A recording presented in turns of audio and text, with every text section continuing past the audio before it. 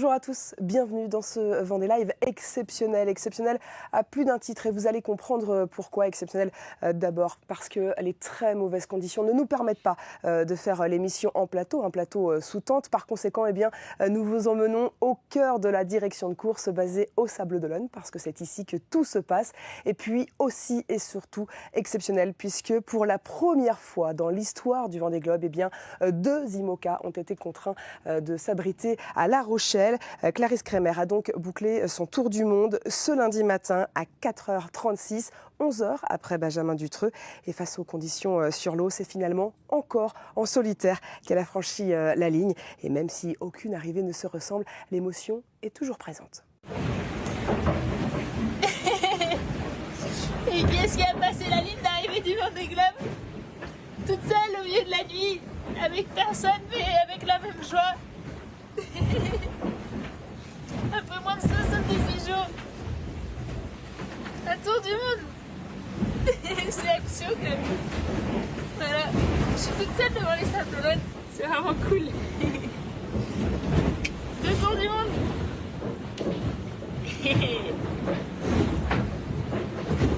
Putain, le soulagement.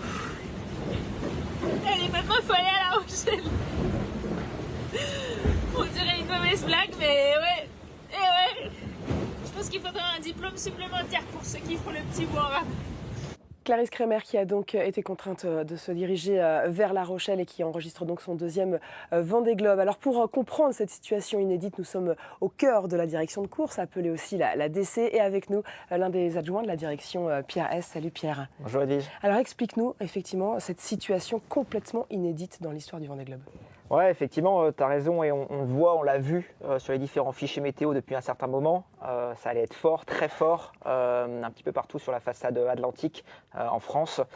Et plus particulièrement effectivement pour ces deux bateaux qui sont arrivés, qui ont passé la ligne mauvais temps cette nuit et qui sont en cours de retour effectivement pour revenir s'abriter sur une des côtes, une des façades de l'Atlantique. Alors on va bien préciser, la ligne était donc au large des Sables d'Olonne. Ils ont pris ensuite la direction de La Rochelle. Alors pourquoi La Rochelle ? Ouais, dans un premier temps, effectivement, au premier niveau, on a activé la ligne mauvais temps, donc une ligne au large du port des Sables d'Olonne. Et effectivement, après, ils ont regagné le port de La Rochelle, tout simplement pour bénéficier des îles, pour venir s'abriter, pouvoir embarquer leur équipe technique à bord de ces deux bateaux. Et puis, dans un second temps, effectivement, rallier le port de La Rochelle. Oui, parce que ça, finalement, c'est le protocole. Après une arrivée, les équipes, elles rejoignent aussi leur skipper. Ouais, effectivement, c'est nécessaire que l'équipe technique monte à bord pour venir sécuriser le bateau, pour venir mettre en place tout le dispositif d'accueil pour que le bateau puisse s'amarrer au port. Alors justement, tu parlais de Benjamin Dutreux aussi. On va revenir justement sur la situation de Benjamin. Le skipper Guyot Environnement a franchi la ligne ce dimanche à 16h41 après 77 jours de course. Une ligne qui se trouve bien au large des Sables d'Olonne. Et bien seulement ensuite, après avoir franchi cette ligne, il est allé s'abriter à La Rochelle. Et malgré la nuit, malgré le mauvais temps, le public était présent pour l'accueillir. Maxime Conny et Jeff Padet étaient également sur place pour ces premiers mots chargés en émotion, évidemment. Je me disais, humblement que j'aimerais bien faire un top 10 et honnêtement, au fond de moi-même, je me disais, avec le plateau, les bateaux qu'il y a en face, etc., est-ce que c'est vraiment réalisable ? Et voilà, j'y ai mis mes tripes et ça finit par payer. Donc voilà, je suis juste hyper fier, parce que nous aujourd'hui on est toujours pas une grosse équipe et on bouge toujours des montagnes. On l'a déjà fait sur le précédent Vendée Globe et on le montre encore aujourd'hui que c'est important de croire en ses rêves, qu'il y a un début à tout et qu'il faut savoir se lancer. Donc voilà, il y a Tanguy le Turquet avec qui discutait, qui je pense a suivi ma précédente histoire du Vendée Globe et ça l'a motivé pour se lancer. Je ne m'attendais pas à avoir autant de monde et autant d'accueil pour un simple marin qui allait faire son tour. Donc c'est juste c'est énorme, Et en plus, ce qui est le plus dingue, c'est que les Sables, c'est chez moi et je suis vendéen et j'habite là-bas. Et en fait, j'en rêve de Sional parce que déjà la dernière fois, c'était le Covid et tout le monde avait bravé les interdits. Il y avait quand même du monde. Et déjà, j'étais hyper reconnaissant. Et là, bam, une fois de plus, toujours pas libre d'arriver à la maison peinard, donc écoute, non, j'ai quand même hâte d'y retourner et en plus ce sera sûrement avec d'autres bateaux, donc ça va être chouette. Et évidemment, ce sera chouette d'accueillir Benjamin Dutreux dans le mythique chenal des Sables d'Olonne, puisqu'en effet, La Rochelle n'est que temporaire. Oui, effectivement, Edwige, donc on a vraiment travaillé en lien avec l'équipe technique et l'ensemble de l'organisation, effectivement, pour accueillir, on va dire, ces 2 bateaux en sécurité sur La Rochelle. Voilà, l'ensemble des équipes sont parties à la fois sur l'eau, mais également à terre pour sécuriser le bateau. Voilà, ça reste que temporaire, effectivement, et dès lors qu'on trouvera un fichier météo acceptable pour faire regagner ces 2 bateaux sur le port des Sables d'Olonne, forcément on le fera. Oui, parce que là, aujourd'hui, tu es là avec Fabien, et vous êtes normalement 5 à la direction de course, c'est-à-dire que 3 sont partis à La Rochelle. Hein. Oui, effectivement, donc on a un bureau délocalisé sur La Rochelle avec 3 personnes, et également le bureau ici avec Fabien qui est armé 24 heures sur 24 pour à la fois suivre ces 2 bateaux, mais également l'ensemble de la flotte qui navigue actuellement. Et alors, on va revenir sur Benjamin, qui disait évidemment qu'il a envie de revenir au chenal, dans son chenal, puisqu'il est vendéen. Est-ce qu'on peut déjà donner une date pour le grand public qui nous regarde? C'est encore un peu dur à dire. Bon, milieu de semaine, je pense, Edwige. Le rendez-vous est pris. En attendant, merci beaucoup Pierre de nous avoir consacré du temps. On sait combien votre temps est compté en ce moment à la direction de course. Merci vraiment d'avoir été avec nous. Et donc, parce qu'en effet, Benjamin Dutreux, tout comme Clarisse Kremer, ont bien l'intention de boucler vraiment leur tour du monde en remontant le mythique chenal des Sables d'Olonne, comme l'ont d'ailleurs vécu ce samedi 4 skippers qui ont bouclé leur tour du monde.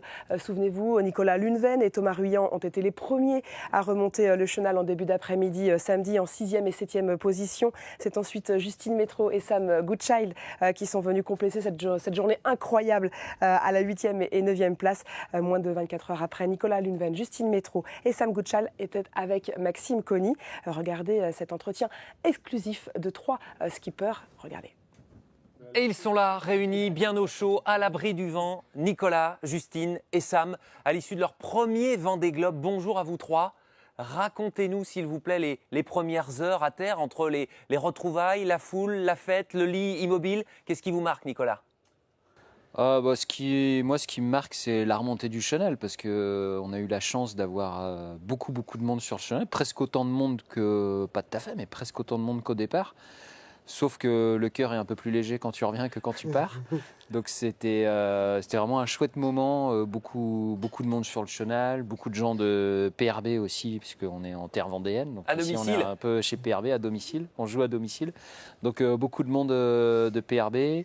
Moi j'avais beaucoup de gens de ma famille, des amis qui sont venus de loin. Donc c'était vraiment très très chouette. Toutes ces retrouvailles. J'aimerais qu'en fait cette journée soit interminable pour pouvoir passer un moment un peu plus privilégié avec toutes les personnes qui sont venues, parce qu'il y a des gens qui sont venus de très loin que j'ai à peine vu hier. Donc, et puis là ils sont déjà repartis. Donc voilà. Donc il faudrait que cette journée on puisse la revivre, qu'elle dure 20 fois plus longtemps pour pouvoir la séquencer un peu plus et passer des moments sympas avec tout le monde. Justine, le cœur léger aussi, mais l'émotion forcément, on l'a vu. Bah oui, bien sûr, c'est sûr que je pense que quand on remonte le chenal, quand on retrouve notre équipe, on se rend compte du chemin parcouru et qu'on a vraiment réussi à boucler la boucle. Donc c'est sûr que c'est des moments forts. Et puis moi je dirais aussi, je retiens effectivement les retrouvailles avec les proches, les amis. C'est vrai que c'était chouette au final qu'on arrive à un samedi. Ça a permis à plein de monde de venir qui n'aurait pas pu le faire en semaine. Et puis il faisait hyper beau. Ouais, c'était quand même incroyable. Nous, il faisait beau. Hein, il faisait beau, mais il y avait 60 nœuds. Non vous avez globalement été bien servi en termes de météo tout au long de ce Vendée Globe. Ça correspondait à ça, jusqu'à il y a une semaine, c'était nickel. Retrouver l'immobilité, le silence aussi, Sam ? En fait, j'ai retourné dans le bateau hier pour chercher mon téléphone et en fait, j'ai mis ma tête dedans et il n'y a pas de bruit. C'est tellement bizarre d'aller dans cet espace qu'on connaît si bien depuis 3 mois et il y a la silence. J'ai trouvé ça un peu choquant, mais c'est bien. Ouais. Tu as atterri depuis cet enchaînement ligne, chenal, public, foule. C'était l'adrénaline à 100%. En fait, j'ai vraiment pas l'impression d'avoir atterri encore parce que vraiment, j'ai passé la ligne, l'équipe technique à bord, on a visé le chenal pour pas arrêter le marais et en fait, j'ai l'impression que ça s'est enchaîné. Je n'ai pas arrêté depuis. On s'est réveillé, petit déj, venir ici. Je ne sais pas si j'ai atterri un jour, mais j'ai vraiment l'impression que ça s'est pas arrêté. Comme Nico, il y a plein de gens qui viennent de très loin qu'on n'a pas eu le temps de voir, même mon équipe. Ils sont montés à bord, ils ont affalé les voiles, mis le moteur et je les ai pas vus depuis. C'est fou. Et on te confirme que tu es bien là, ici au PC Course des Sables d'Olonne, à l'arrivée. Et merci d'être les invités du Vendée Live. Justine, on ne rappelle pas que tu es la femme la plus rapide autour du globe. Dans cette histoire du Vendée Globe, c'est le symbole certes, mais pas de classement distinct homme-femme. En revanche, de voir Isabelle Autissier, Catherine Chabot, qui sont les pionnières Vendée Globe 96 à l'arrivée, qu'est-ce que ça fait? C'est super chouette. C'est vrai que voilà, Catherine, Isabelle, c'est des légendes, c'est des femmes qui ont marqué vraiment l'histoire de la course au large, qui sont, je pense, des inspirations pour moi et puis pour d'autres régatières, d'autres compétitrices. Donc voilà, c'était super de les avoir à l'arrivée. C'est des personnes qui sont vraiment chouettes, super sympas. Donc c'était sympa de pouvoir échanger un petit peu avec elles sur les pontons. Vous êtes dit quoi? On a discuté, elles m'ont demandé un peu comment s'était passée la course. Voilà, c'était très simple, mais ça fait toujours plaisir d'être en contact avec elles. Et puis Catherine, elle m'a envoyé aussi quelques messages pendant la course de soutien et ouais, ça faisait chaud au cœur. Il y a des souvenirs de petits mots en particulier qui t'ont touché, Nicolas? C'est difficile de retenir, d'extraire justement parmi toute cette multitude d'échanges qui ont finalement été tous très brefs, mais forcément les échanges avec ma famille, mes enfants, ma femme, quand je les retrouve, avec les partenaires aussi, parce que c'est vrai que PRB, ils ont une très grosse histoire sur le Vendée Globe. Donc, et on avait tous à cœur déjà que je finisse la course, parce que ces dernières éditions, PRB n'a pas été très très bien servi sur le franchissement de la ligne d'arrivée, avec des abandons malheureusement. Donc c'est vrai qu'on avait tous à cœur que je puisse franchir cette ligne d'arrivée. Et c'est vrai que les quelques mots échangés avec Olivier Troussicot, le patron de PRB, ont été évidemment très chaleureux, parce que on tenait tous à ce que ce Vendée Globe se termine, comme évidemment tous les projets, mais c'est vrai que tu te dis, il ne faudrait pas qu'on enchaîne un 5e abandon consécutif sur le Vendée Globe, ce serait quand même un petit peu dommage. Donc voilà, il y avait un peu cette pression que moi je m'étais mis de finir la course. D'où le cœur encore plus léger. Et forcément, ça contribue. Quand les objectifs sont remplis, forcément que c'est satisfaisant, et puis ça permet de se libérer et de relâcher la pression et d'être un peu plus cool. Ouais. Sam, et puis l'aspect international également, 6e, 8e, 9e, les premiers skippers internationaux. Vous, la Suisse représentée, Justine, et puis Sam, l'Angleterre. Et la Bretagne. Et la Bretagne, pardon Nicolas. Pardon. Le roi d'Angleterre qui t'accompagnait tout au long du Tour du Monde, d'ailleurs. Le roi et la reine, oui. Le roi et la reine. Tu es aussi francophile. Si tu es aussi francophile, c'est peut-être grâce au Vendée Globe depuis plus de 20 ans. C'était le Graal, Sam? C'est une envie que j'ai depuis très longtemps, et je suis venu en France pour faire le Vendée Globe il y a plus de 10 ans maintenant, à faire de Figaro, et donc oui, c'est sûr que c'est quelque chose qui a une grande part dans ma vie, et c'est bien plus que 3 mois, on va dire. Bien plus que 3 mois. Justine, cette quête, là aussi, c'était l'objectif pour la Suissesse que tu es? Ouais, c'était l'objectif. C'est un objectif qui est venu, je pense, après que je m'installe en Bretagne, qui est venu petit à petit au cours de mon expérience. Mais voilà, moi, ça m'a mis aussi du temps de réussir à monter un projet et à faire ça. Donc c'est vrai que c'est hyper satisfaisant d'arriver au bout, parce qu'en fait, c'est des investissements et des tentatives de montage de projet depuis, je sais pas, 7-8 ans. Et puis le fait que ça se concrétise vraiment, c'est top. On invite toutes celles et ceux qui nous regardent à regarder les vidéos que vous nous envoyez du bord, où ce qui transparaît, c'est la joie d'être en mer, le bonheur d'être en mer. Je n'ai pas à me plaindre, Sam, c'est ce que tu disais. On est tellement privilégiés, on a tellement de chance de vivre ces expériences-là, ces Vendée Globe-là, donc je ne me permettrai pas de me plaindre, en tout cas. Ça ne sera pas juste. Nicolas, le bonheur d'être en mer, en solitaire, on le rappelle, c'était votre premier Vendée Globe, les uns les autres. Ouais, c'est vrai que moi aussi j'ai pris beaucoup de plaisir en mer, et puis on en parlait tout à l'heure. Moi je sais pas comment ça a été pour vous, mais moi j'ai pas souffert de la solitude, qui est un petit peu le gros point d'interrogation quand c'est ton premier Vendée Globe et que tu vas partir passer 75 jours en mer tout seul, sans avoir une conversation. Alors on peut avoir des messages écrits ou des coups de téléphone comme ça avec ses proches, mais c'est pas pareil de discuter comme ça en face à face, et ça, de pas le faire pendant 75 jours, de pas avoir une présence humaine à côté de soi. Mais bon, moi ça m'a pas du tout manqué. C'est pas sympa pour mes proches, mais en tout cas j'en ai pas souffert. Mais j'en ai pas souffert en tout cas. Et comme ça, beaucoup de chouettes moments, et Et voilà, non, c'est vrai que c'est plein de. Le problème, c'est qu'en fait, le prix humain est mal fait, c'est qu'on oublie les mauvais moments et on garde que les bons. Donc on se dit ouais c'est super, alors qu'en fait comme disait Sam, la dernière semaine de course a quand même été infernale, je le trouvais. Et là j'ai trouvé ça très dur. Mais franchement, si j'enlève cette dernière semaine de course, le Vendée Globe, il y a quand même eu beaucoup, pas que des bons moments, mais énormément de bons moments. Tu as fait les trois quarts de la course aux côtés de Jérémy Beyou qui disait à l'arrivée j'en avais marre de le voir à la IS, j'aurais bien aimé être encore plus seul. Bah, moi j'ai trouvé ça sympa d'avoir Jérémy pas loin, c'est chouette d'avoir un bateau avec qui se tirer la bourse, ça permet aussi de moins sentir le temps passer, c'est stimulant, ça permet d'essayer voilà, ça tire un peu vers le haut pour essayer de faire avancer un peu plus vite le bateau, d'être un peu plus malin que l'autre, mais j'ai pas réussi à être plus malin que Jérémy malheureusement. Ça te fait rire ça, parce que vous l'avez tous vécu. Bah, en fait, ça me fait rire parce que Jérémy, il dit qu'il ne veut pas voir Nico, mais dès que Nico l'a quitté, bah, il est venu me chercher. Donc. Je pense que c'est lui qui ne veut pas être tout seul. Justine, toi aussi, cette remontée et le fait de se retrouver dans ce paquet-là?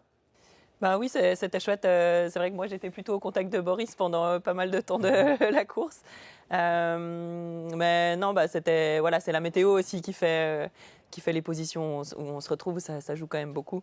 Mais c'est vrai que pour moi, c'était top d'avoir l'opportunité de me rapprocher un peu du paquet qui était devant moi. Je vais vous demander tous les trois de montrer vos mains là, à la caméra qui se trouve moi, j'ai fait une juste petite face à vous. manicure, je suis nickel. Hein. Allez-y, Regarde, c'est au top, montrez vos mains, tendez vos mains vers la caméra. Il y a encore un petit peu de Juste boulot. là, Venir, ça on va les bien. aperçoit. Et Bon, Sam, le attends, revers également.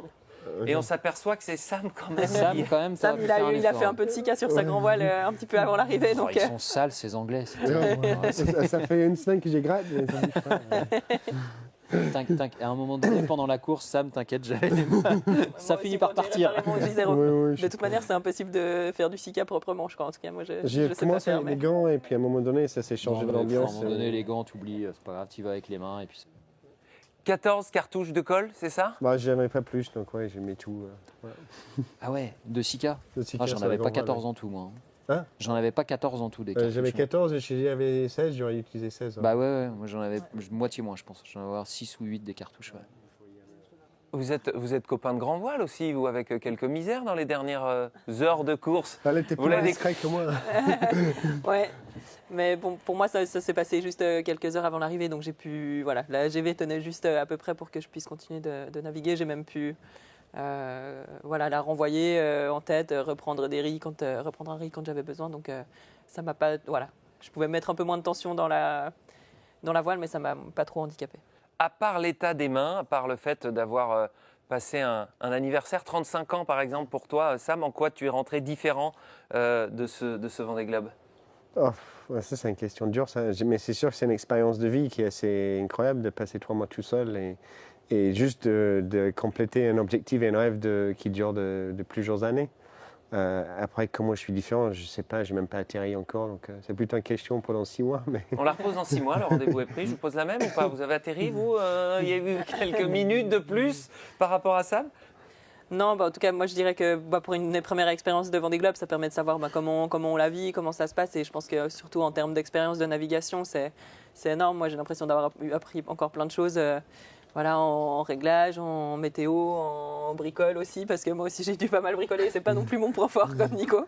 Donc voilà, c'est toutes des choses qui permettent après, les prochaines fois qu'on rencontrera certaines situations, d'être beaucoup plus expérimenté et de savoir beaucoup mieux directement comment réagir et quelles sont peut-être les solutions.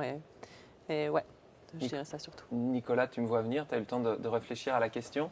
Ouais, j'ai pas l'impression, en tout cas pour le moment, j'ai pas l'impression de revenir différent qu'il y a 2 mois et demi. On ne peut plus dire 3 mois sur le Vendée Globe. Non, On parle d'un peu plus de 2 mois. Et Charles Guillaume, c'est plutôt 2 mois. Ouais. Peut-être que ma femme aurait aimé que je revienne différent, mais pour le moment, malheureusement, je crois que je suis resté à peu près le même, je pense. Mais comme dit Sam, il faut peut-être reposer la question dans quelques semaines ou quelques mois et on verra. Puis c'est peut-être pas à nous qu'il faut poser la question. Eh ben, on lui posera voilà, tu lui poseras la question. Tu lui poseras la question. D'ici 6 mois, avant ça, il y a les prochains jours, prochaines semaines, prochains 4 ans. Ça va être quoi la suite, Nicolas? Tu peux pas dire comme ça, c'est bon, tu as franchi la ligne d'arrivée, alors tu refais le Vendée Globe dans 4 ans. Genre, comme ça, à chaud, j'ai envie de te dire, c'est compliqué. Je vais pas te dire non, Maintenant, peut-être que dans quelques semaines ou quelques mois, je vais me dire, écoute, en fait, le Vendée Globe, est-ce que tu as vraiment envie de le refaire ou alors dans quelles conditions? Est-ce que c'est vraiment... Voilà, tu vois, c'est difficile de... Enfin, tu vois, je suis un peu une réponse un peu cartésienne, mais pour moi, c'est comme ça, tu vois. Laisse-moi finir le Vendée Globe, qui est la ligne d'arrivée est franchie, mais finalement, dans ma tête, il n'est pas complètement fini. Et puis, tu me reposeras la question dans quelques mois, est-ce que j'ai changé et est-ce que j'ai envie de le refaire? Voilà. Le programme immédiat, alors, les vacances, là, comment ça se passe, Sam? Entrer à la maison déjà, elle trouve, comme disait Nico, un peu de normes de la maison, les enfants, la famille, la femme, se réveiller le matin, genre une routine classique, on va dire, un peu de quotidien. Et puis un peu le repos, et puis on verra. Il y a la bien. job list aussi à la maison. Oui, à mon avis, il va y avoir un petit peu de bricolage aussi. Ça, oui. Apparemment, ma femme a sorti le perceuse qui me fait plus peur qu'autre chose. Mais on verra bien. Donc on profite de tes mains, en tout cas, pas besoin de gants pour l'instant. Un grand merci à vous trois, Sam, Justine, Nicolas. Merci à vous trois d'avoir été les invités de ce Vendée Live et à très vite. Et nous poursuivons ce Vendée Live exceptionnel, toujours au cœur de la direction de course. Et c'est Fabien Delahaye, autre adjoint de la DC, qui nous a rejoint. Salut Fabien. Bonjour. C'est finalement un peu comme dans l'écart, hein, vous vous relayez finalement pour ce Vendée Live et merci pour ça Fabien. Alors on l'a dit, le calme est un peu revenu, quoique en mer ça bouge toujours un peu beaucoup. Ouais, exactement. On le voit bien là avec l'actualité de Guyot et l'Occitane qui sont allés s'abriter et qui sont arrivés cette nuit. Pour le reste de la flotte, effectivement, on a toujours 2 bateaux qui sont concernés par cette dépression. Initiative Cœur de Sam Davies et Malizia de Boris Herman, qui sont eux encore entre les Açores et le Cap Finistère et l'Espagne, qui sont, on va dire, un petit peu au sud de cette dépression et qui vont essayer de l'accompagner pour venir jusqu'au Sable d'Olonne. Et puis après, pour le reste de la flotte, c'est un peu plus calme, on va dire. On a tout un groupe de paquets au milieu avec Fortinette, Maître Coq et puis tout le groupe jusqu'à Jean Le Cam qui, eux, sont plutôt en proie avec l'anticyclone des Açores, donc au sud de ce train de dépression. Donc plutôt en proie avec au calme. Il y a Fortinette de Romain Tanedo qui est plutôt sorti de cette zone de calme et qui, lui, va être propulsé par les dépressions jusqu'au Sable d'Olonne. Mais le reste du groupe est encore au proie au petit temps pour essayer de sortir de ça. Et puis ensuite, on a un groupe un bon paquet là qui est en train de passer l'équateur, qui est dans le poteau noir, donc qui est vraiment bloqué aussi par cette situation un peu orageuse du poteau noir qu'on connaît tous. Donc on a un petit groupe bien serré là, avec DMG Maury, avec Five Group, avec Foussier, avec Devenir, l'ami Caline. Et puis en avant de ce groupe, entre les deux, entre finalement ce groupe qui est dans le cyclone des Açores et puis ce groupe de l'équateur, on a Freelance de Guirec Soudé qui lui est sorti du poteau noir et fait route vers le nord.